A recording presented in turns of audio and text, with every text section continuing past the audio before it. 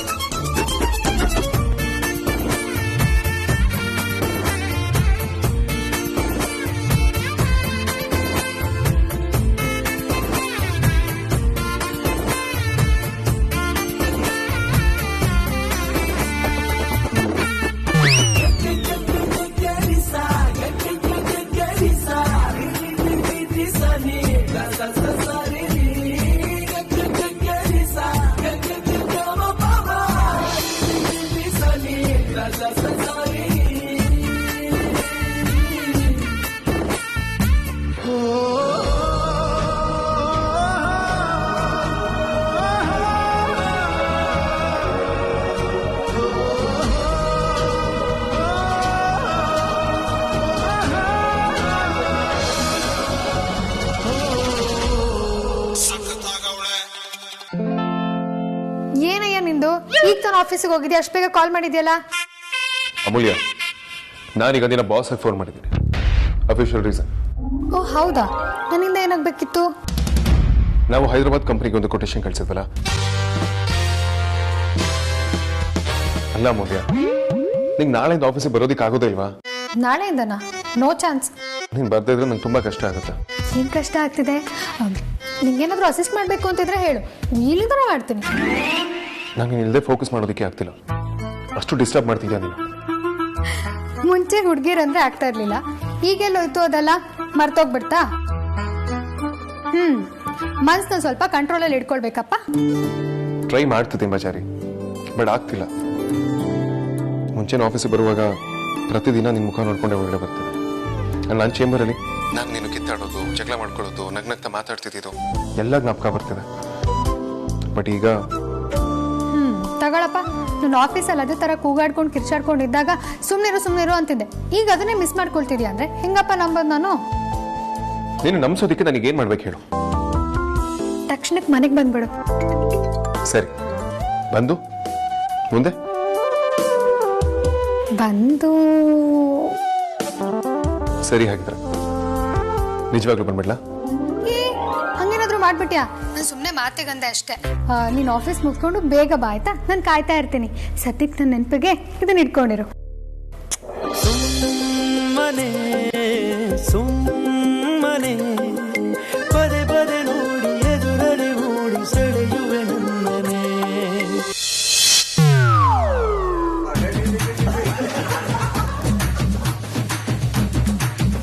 Hello, ನಾನು ಮುದ್ದು ಕೊಟ್ರೆ ಅದಕ್ಕೆ ರಿಟರ್ನ್ ಮುದ್ದು ಕೊಡಬೇಕು ಅನ್ನೋದು ಚೂರು ಗೊತ್ತಿಲ್ಲ ಅವನಿಗೆ. ರೋಬೋಟ್.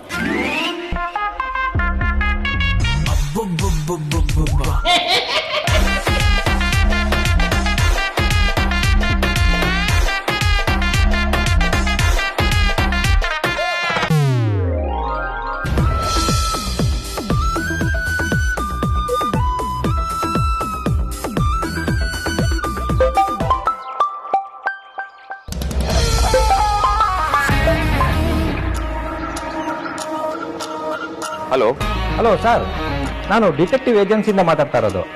ಬಾವ, ಕಾರ್ನಲ್ಲಿ ಸ್ವಲ್ಪ ಸೈಡ್ಗೆ ಆಗ್ತೀರಾ? ಒಂದು ನಿಮಿಷ.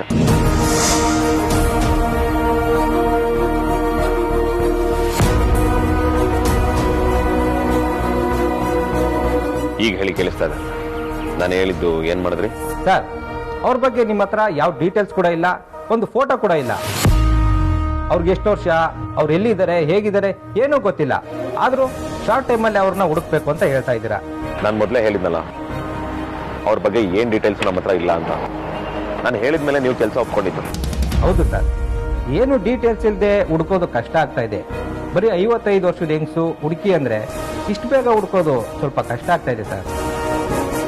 ಎಲ್ಲ ಇನ್ಫಾರ್ಮೇಶನ್ ಇದ್ರೇನೆ ಹುಡುಕೋದು ಕಷ್ಟ, ಅಂಥದ್ರಲ್ಲಿ ಏನು ಇನ್ಫಾರ್ಮೇಶನ್ ಇಲ್ದೇನೆ ಹುಡುಕೋದು ತುಂಬಾ ಕಷ್ಟ ಆಗುತ್ತೆ ಸರ್. ಸೊ ಇವಾಗ ಏನ್ ನಿಮ್ಮ ಮಾತಿನ ಅರ್ಥ? ಅದಕ್ಕೆ ನಮಗೆ ಸ್ವಲ್ಪ ಸಮಯ ಬೇಕು. ಈ ವಿಷಯ ಹೇಳೋಣ ಅಂತಾನೆ ನಾನು ನಿಮಗೆ ಫೋನ್ ಮಾಡಿ ಸರ್. ನೋಡಿ, ದುಡ್ಡಿನ ಬಗ್ಗೆ ಏನು ಯೋಚನೆ ಮಾಡಬೇಡಿ, ಅದೆಲ್ಲ ನಾನು ನೋಡ್ಕೊಳ್ತೀನಿ. ಬಟ್ ಆದಷ್ಟು ಬೇಗ ನಮ್ಮ ತಾಯಿ ಬಗ್ಗೆ ಇನ್ಫಾರ್ಮೇಶನ್ ಕೊಡಿ. ಸರಿ ಸರ್, ಟ್ರೈ ಮಾಡ್ತೀವಿ.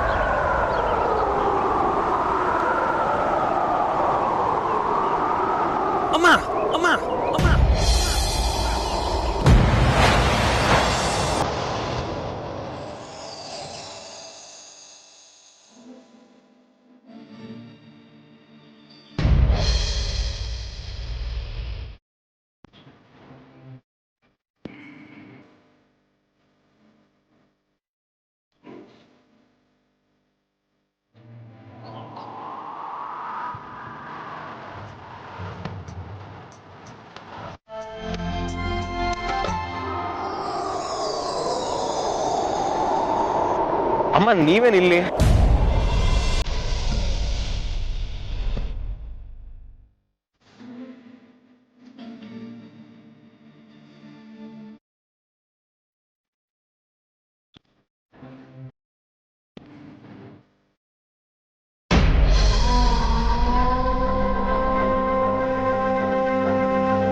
ಅತ್ತೆ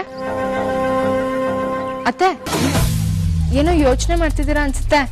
ಏನಾಯ್ತು? ಹಾಗೇನಿಲ್ಲ ಆರ್ತಿ, ಏನು ವಿಷಯ? ಡಿಸೈನರ್ ಒಂದಷ್ಟು ಸೀರೆಗಳನ್ನ ಕಳಿಸ್ಕೊಟ್ಟಿದ್ದಾರೆ. ಅದ್ರಲ್ಲಿ ನಿಮ್ಗೆ ಯಾವ್ದು ಇಷ್ಟ ಆಗುತ್ತೆ ಅಂತ ನಾನು ಸೆಲೆಕ್ಟ್ ಮಾಡಿ ಇಟ್ಟಿದ್ದೀನಿ. ನೀವು ಯಾವ್ದು ಓಕೆ ಅಂತೀರೋ ಅದನ್ನ ನಾನು ತರಿಸ್ಕೊಂಡ್ಬಿಡ್ತೀನಿ. ಅತ್ತೆ ನೋಡಿ, ಈ ಮನೆಗೆ ಹಿರಿ ಸೊಸೆ ಅಂತ ಬಂದಿದ್ದಾಳಲ್ಲ, ಅವಳನ್ನ ಕೇಳು. ಯಾಕಂದ್ರೆ ಎಲ್ಲನೂ ಡಿಸೈಡ್ ಮಾಡ್ತಿರೋದು ಅವಳೇ ಅಲ್ವಾ, ನನ್ನನ್ನು ಯಾಕೆ ಕೇಳ್ತೀಯ? ಅತ್ತೆ, ಯಾವ ಡಿಸೈನ್ ನೋಡಿ ಅಂತ ಹೇಳಿದ್ರೆ ತಪ್ಪಾಯ್ತಾ? ಹಾಗಲ್ಲ ಆರ್ತಿ, ಈ ಮನೆಯಲ್ಲಿ ನನ್ನ ಕಷ್ಟ ಸುಖ ಅರ್ಥ ಮಾಡ್ಕೊಳ್ಳೋಕ್ಕೆ ನೀನಾದರೂ ಇದೆಯಾ ಅಂತ ಅನ್ಕೊಂಡಿದ್ದೆ. ನನ್ನ ಮಾತು ಕೇಳ್ತೀಯ, ನಾನು ಹೇಳಿದ್ದೆಲ್ಲ ಮಾಡ್ತೀಯ, ಯಾವುದೇ ಕಾರಣಕ್ಕೂ ನನ್ನ ಮಾತನ್ನ ತೆಗೆದು ಹಾಕಲ್ಲ ಅನ್ನೋ ಭರವಸೆ ಇತ್ತು. ಆದ್ರೆ ನೀನು ಅತ್ತೆ, ನಾನೇನಾದ್ರೂ ತಪ್ಪು ಮಾತಾಡದ್ನಾ? ಆರ್ತಿ, ನೀನ್ ಚೆನ್ನಾಗಿರ್ಬೇಕು, ವಿಕ್ಕಿ ಚೆನ್ನಾಗಿರ್ಬೇಕು, ನಿನ್ ಸಂಸಾರ ಚೆನ್ನಾಗಿರ್ಬೇಕು ಅಂತ ನಾನು ಎಷ್ಟೆಲ್ಲ ಕಷ್ಟಪಡ್ತಾ ಇದ್ದೀನಿ. ಆದ್ರೆ ನಿನಗ್ ಮಾತ್ರ ನನ್ನ ಮಾತಿನ ಸೂಕ್ಷ್ಮನೇ ಅರ್ಥ ಆಗ್ತಾ ಇಲ್ಲ. ತುಂಬಾ ಕಷ್ಟಪಡ್ತೀಯ ಆರ್ತಿ. ಅತ್ತೆ, ನೀವು ನನಗೆ ನೇರವಾಗಿ ಹೇಳಿದ್ರೇನೆ ಅರ್ಥ ಆಗಲ್ಲ. ನೀವು ಈ ಥರ ಸುತ್ತಿ ಬಳಸಿ ಹೇಳಿದ್ರೆ ನನಗೆ ಹೇಗೆ ಅರ್ಥ ಆಗಬೇಕು? ಅದು ಏನು ಹೇಳಬೇಕು ಅಂತ ಅನ್ಕೊಂಡಿದ್ದೀರೋ ನೇರವಾಗೇ ಹೇಳಿ. ನೋಡಾರ್ತಿ, ನೀನ್ ತಾಳಿನ ಗಟ್ಟಿ ಮಾಡ್ಕೊ. ತಾಯಿ ಆಗಕ್ ಮೊದ್ಲೇ ತಾಳಿನ ಕಳ್ಕೋಬೇಡ. ನಿನ್ ಜೀವನನೇ ಹಾಳಾಗೋಗುತ್ತೆ ಅಂತ ಎಷ್ಟು ಸಲ ಹೇಳ್ತಾನೆ ಇದ್ದೀನಿ. ಆದ್ರೆ ನೀನ್ ಮಾತ್ರ ಯಾವುದಕ್ಕೂ ಭಯ ಪಡದೆ ಆರಾಮಾಗಿ ಓಡಾಡ್ಕೊಂಡಿದೀಯ. ಅತ್ತೆ, ನೀವೇನು ಹೇಳ್ತಿದ್ದೀರಾ? ದಯವಿಟ್ಟು ಈಗೆಲ್ಲ ಮಾತಾಡ್ಬಿಡಿ ಅತ್ತೆ. ಛೆಛೆ, ನಿನಗೆ ಹರ್ಟ್ ಆಗ್ಬೇಕು ಅಂತ ಈ ಮಾತನ್ನ ಹೇಳ್ತಿಲ್ಲ ಆರ್ತಿ. ನಿನ್ ಮೇಲಿನ ಪ್ರೀತಿಯಿಂದ ಹೇಳ್ತಾ ಇದ್ದೀನಿ.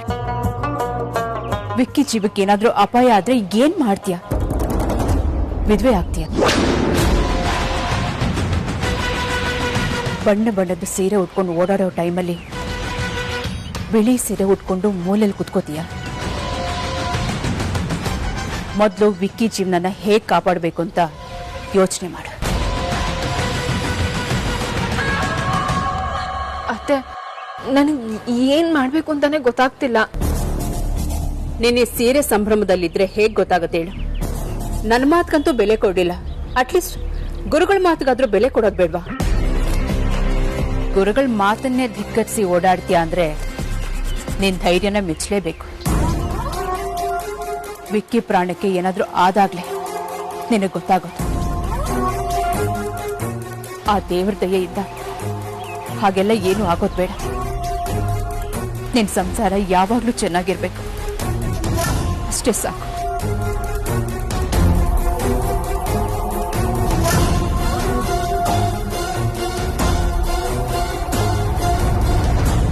ಆ ಮನೆಗೆ ಕಾಲಿಟ್ಟು ಕೂಡ್ಲೆ ಆ ಮನೆಯಲ್ಲಿ ಒಂದು ಸಾವು ಸಂಭವಿಸುತ್ತೆ.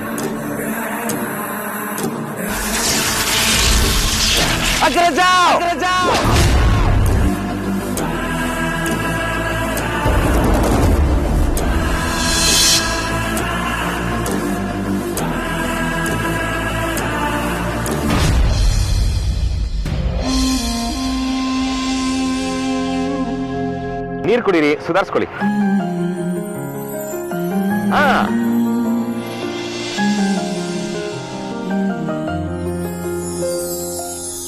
ಬಾವಾ, ನಮ್ಮೂರಲ್ಲಿ ಒಂದ್ ಲೇಡಿ ಸಿಕ್ಕಿದ್ರು ಅಂತ ಅನ್ನಲ್ಲ, ಇವ್ರೇ ಅದು. ಓ ಹೌದಾ? ನೀವೇನೇ ಟೆನ್ಷನ್ ಮಾಡ್ಕೊಳ್ಬೇಡಿ, ನೀರ್ ಕುಡೀರಿ.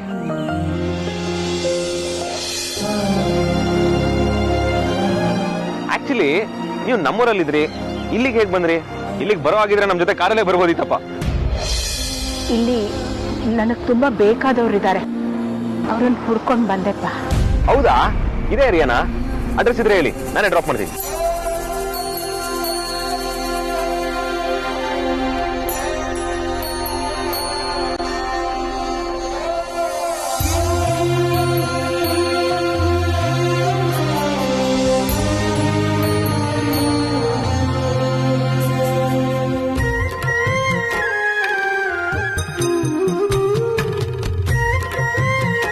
ಇವತ್ತು ಆ ವೈದೇಹಿ ಮನೆವರೆಗೂ ಬಂದೇಳೆ ಅಂದ್ರೆ ಇನ್ನು ಮನೆಯವ್ರನ್ನ ಮಾತಾಡ್ಸೋ ಸಾಹಸ ಕೂಡ ಮಾಡ್ತಾಳೆ. ಅವಳು ನನಗ್ ಬೇಕು. ಅವಳು ಇಲ್ಲೇ ಎಲ್ಲೋ ನಮ್ಮ ಏರಿಯಾದಲ್ಲೇ ಇದ್ದಾಳೆ, ಹುಡುಕಿ. ಅಡ್ರೆಸ್ ಏನೋ ನನಗೆ ಗೊತ್ತು, ಆದ್ರೆ ನಾನಲ್ಲಿ ಹೋಗಕ್ಕಾಗಲ್ಲ. ಹೋದ್ರೆ ಆ ಸುಹಾಸಿನಿ ನನಗೇನ್ ಮಾಡ್ತಾಳೋ ಹೇಳಕ್ಕಾಗಲ್ಲ. ಅಡ್ರೆಸ್ ಇಲ್ಲಪ್ಪ. ಅಡ್ರೆಸ್ ಇಲ್ವಾ? ಹೋಗ್ಲಿ, ಫೋನ್ ನಂಬರ್ ಇದ್ರೆ ಹೇಳಿ, ನಾನೇ ಕಾಲ್ ಮಾಡ್ತೀನಿ.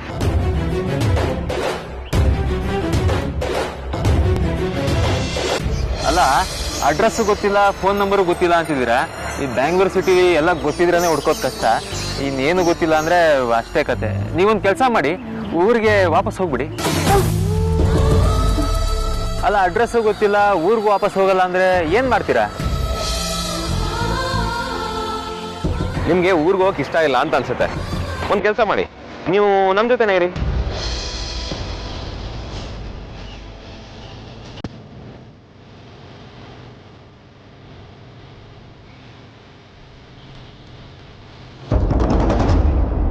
ಒಂದು ವೇಳೆ ಅವಳು ಧೈರ್ಯ ಮಾಡಿ ನಿಜ ಹೇಳಿದ್ರೆ ಎಷ್ಟು ವರ್ಷ ಅವಳಿಗಾಗಿದ್ದ ಗತಿನೇ ಅವಳ ಮಕ್ಳಿಗೂ ಆಗದು.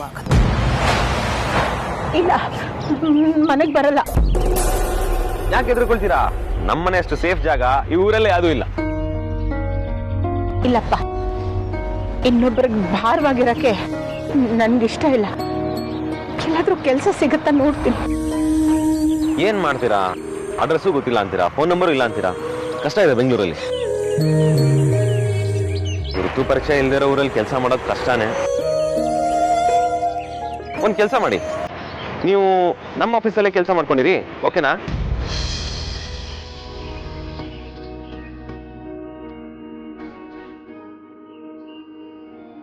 ಅಲ್ಲ ವಿಕಿ, ವೇದಾಂತಿಗೆ ಹೇಳ್ದೇವ್ರನ್ನ ಕೆಲಸ ತಗೊಳ್ಳೋದು ಸರಿನಾ? ವೇದಾಂತಿ ಒಂದು ಮಾತು ಕೇಳಿದಿದ್ರೆ ಚೆನ್ನಾಗಿರ್ತಿತ್ತೇನೋ. ಬಾವಾ, ಅಗ್ರಜ ಒಪ್ಪೋ ತನಕ ಇವ್ರನ್ನ ಇಲ್ಲೇ ಬಿಡೋಕ್ ಆಗಲ್ಲ. ಆಕ್ಚುಲಿ ಅವ್ರು ನೋಡಿದ್ರೆ ಪಾಪ ಅನಿಸ್ತಾ ಇದೆ. ಅಗ್ರಜನ ಏನಾದ್ರೂ ಮಾಡಿ ನಾನು ಒಪ್ಪಿಸ್ತೀನಿ, ಡೋಂಟ್ ವರಿ. ಏನಪ್ಪ ವೇದಾಂತ್ ಬೆಳಿಗ್ಗೆ ಗುರ್ರ ಅಂತಾರೆ ನೋಡು. ಬಾವಾ, ಡೋಂಟ್ ವರಿ, ಮೇ ಹೂನಾ. ಬನ್ನಿ, ನೀವು ಕುತ್ಕೊಳ್ಳಿ. ಬನ್ನಿ ಬನ್ನಿ ಬನ್ನಿ ಬನ್ನಿ. ಪೈ ಮಾಡ್ಬಿಟ್ಟಿದೆ ಅಗ್ರಜ ಹೊಡಿತಾರಿಲ್ಲ ಅಂದ್ರೆ.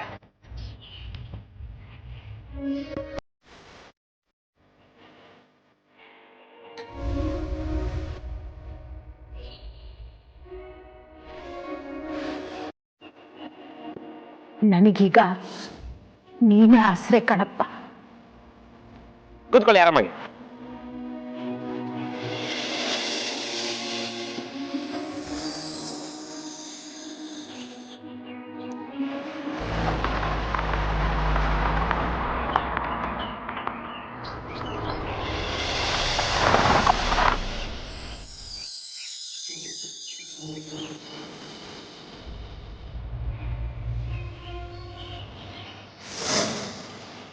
ಬನ್ನಿ,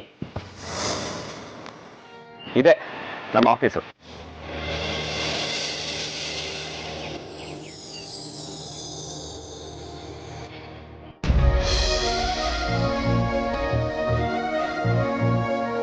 ಮಕ್ಕಳನ್ನ ನೋಡ್ಕೊಂಡಿರೋಣ ಅಂತ ಬಂದ್ಬಿಟ್ಟೆ. ಇಲ್ಲೇ ಕೆಲ್ಸಕ್ಕೆ ಸೇರಿದ್ರೆ ಆ ಆಸೆನೂ ಈಡೇರತ್ತೆ. ಆದ್ರೆ ಆ ಸುಹಾಸಿನಿ ಇಲ್ಲಿಗೂ ಬಂದ್ಬಿಟ್ರೆ ಏನಾಯ್ತಮ್ಮ? ಯಾಕಿಲ್ಲ ನಿಂತ್ಬಿಟ್ರಿ? ನೀವೇನು ಭಯ ಪಡ್ಬೇಡಿ, ಬನ್ನಿ ನನ್ನ ಜೊತೆ ಬನ್ನಿ.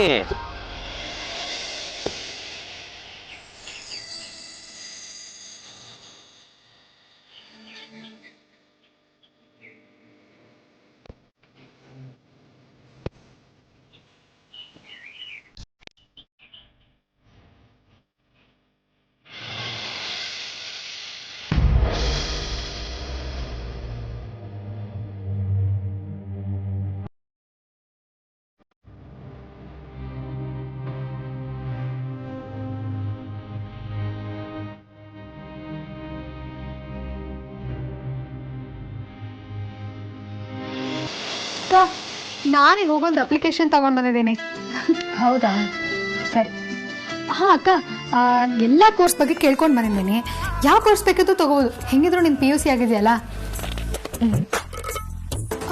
ಅಕ್ಕ, ನನ್ನ ಪ್ರಕಾರ ನೀನು ಫಿನಾನ್ಸ್ ಕೋರ್ಸ್ ತಗೊಂಡ್ರೆ ಒಳ್ಳೇದು. ಅದ್ರ ಜೊತೆ ಕಂಪ್ಯೂಟರ್ ಕೋರ್ಸ್ ತಗೊಂಡ್ರೆ ಭಾವನ್ ಕೂಡ ಹೆಲ್ಪ್ ಆಗುತ್ತೆ. ಓಕೆ ಅಕ್ಕ, ಇನ್ನೊಂದೇನ್ ಗೊತ್ತಾ, ನೀನು ಆನ್ಲೈನ್ ಕ್ಲಾಸ್ ಕೂಡ ತಗೋಬಹುದು.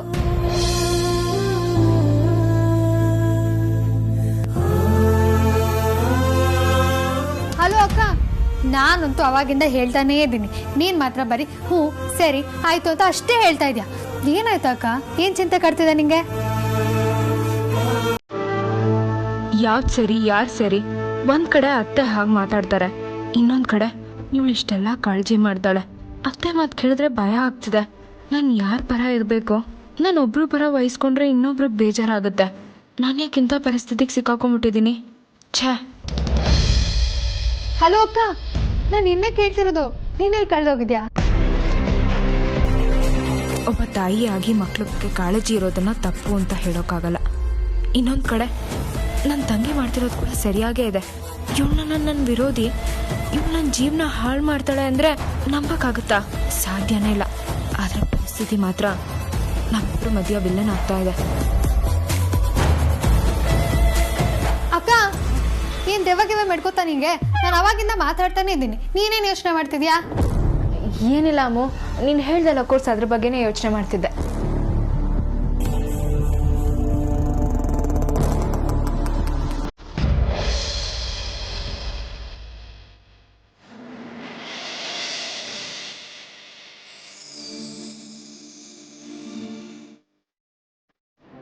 Good morning sir. Morning morning morning sir. Good morning sir. Sunil sir, R&R company ಅರ್ವಿಂಗ್ ಪೇಮೆಂಟ್ ಇವತ್ತೇ ಕಳಿಸ್ಬೇಕಿತ್ತು ಸರ್. ಆಲ್ರೆಡಿ ತುಂಬ ಡಿಲೇ ಆಗಿದೆ. ನನ್ನ ಮಗ ನಾನು ಯಾರು ಅಂತ ಗೊತ್ತಿಲ್ಲದೇನೆ ಇಷ್ಟೊಂದು ಪ್ರೀತಿ ಕಾಳಜಿನ ತೋರಿಸ್ತಾ ಇದ್ದಾನೆ. ನಾನೇ ಅವನ ಹೆತ್ತ ತಾಯಿ ಅಂತ ಗೊತ್ತಾದ್ರೆ ನನ್ನನ್ನು ಹೇಗೆ ನೋಡ್ಕೋಬಹುದು? ವಿಕ್ಕಿನೇ ಹೀಗೆ ಅಂದರೆ ಇನ್ನು ವೇದಾಂತ್, ಅವನಿಗೆ ನಾನಂದ್ರೆ ತುಂಬಾ ಇಷ್ಟ. ನನ್ನ ಮೇಲೆ ಅವನಿಗೆ ತುಂಬಾ ಪ್ರೀತಿ. ಅವನಿಗೇನಾದ್ರೂ ನಾನು ಇಲ್ಲಿದ್ದೀನಿ ಅಂತ ಗೊತ್ತಾದ್ರೆ ಅವ್ನು ಖಂಡಿತ ನನ್ನನ್ನ ಅವನ ಜೊತೆ ಕರ್ಕೊಂಡು ಹೋಗ್ತಾನೆ. ನಾನಿನ್ ತಡ ಮಾಡಬಾರ್ದು.